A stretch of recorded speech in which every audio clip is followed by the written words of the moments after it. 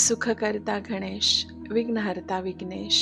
आइए हम आपको फिर से एक बार उसी सूरज कथा का अनुभव कराते हैं। माता पार्वती जो संपूर्ण सृष्टि की शक्ति है, और जो कैलाश पे अकेले बैठी थी। कारण भी वैसा ही था। महादेव अपनी समाधि में लीन होने हिमालय की चोटी पर गए थे।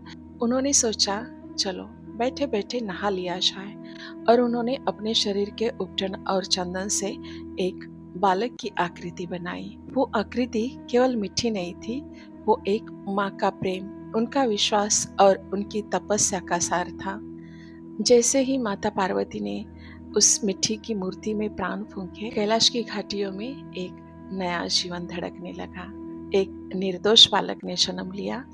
माता ने उसे द्वार पर खड़ा कर दिया और उसे बोला, पुत्र, जब तक माँ स्नान करके ना लौटे किसी को भी अंदर आने मत देना। बालक के लिए माँ की आज्ञा ही परम धर्म थी। कुछ वक्त बाद वहां स्वयं महादेव आए, सृष्टि के स्वामी, काल के देवता। लेकिन उस बालक के लिए तो वो केवल एक आगंतुक ही थे।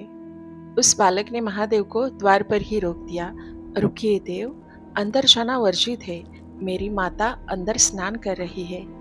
बालक की आवाज में एक मधुर विनती थी। महादेव ने उस बालक को समझाया और उसे अपनी पहचान बताई, लेकिन बालक अपनी माता की आज्ञा पर अटल था। अब महादेव को क्रोध आने लगा। उन्होंने अपना त्रिशूल उठाया और एक पल में ही उस बालक का शीश धड़ से अलग कर दिया। कैलाश सुन्न रह गया। जब माता पार्वती स्नान करके बाहर आई और उन्होंने अपने लाल को खून में तड़पते हुए देखा, तो उनकी ममता प्रकोप में बदल गई।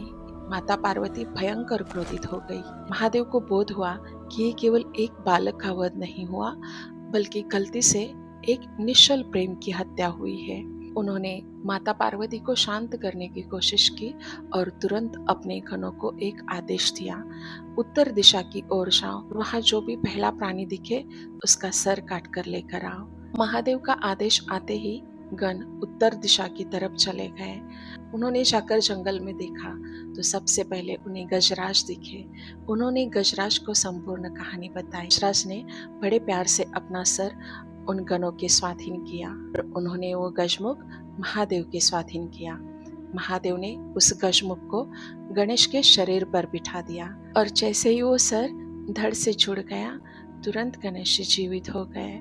ये देखकर माता पार्वती भी आनंदित हो गई। केवल गणेश का पुनर्जन्म नहीं था, बल्कि गजानन का उदय था। उन्होंने गणेश जी को ये वरदान दिया कि सृष्टि में कोई भी शुभ कार्य उनकी पूजा के बिना संपन्न नहीं होगा।